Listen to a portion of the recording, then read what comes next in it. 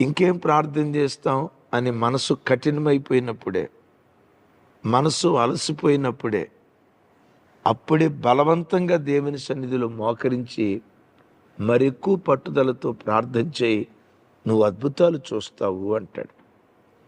ఈ 102వ కీర్తనలో దావీదు తాను అనుభవించిన బాధలన్నీ చెప్తూ ఆ ప్రార్థనలో, అయ్యా నా బ్రతుకు గోడబాతు లాంటి బ్రతుకైపోయిందయ్యా, ఇంటి మీద ఒంటిగా ఉండే పిచ్చుకులాగా నా బ్రతుకైపోయిందయ్యా, నాశనమైన స్థలాల్లో ఉండే పగిడి కంటి వలె నా బ్రతుకు మిగిలిపోయిందయ్యా.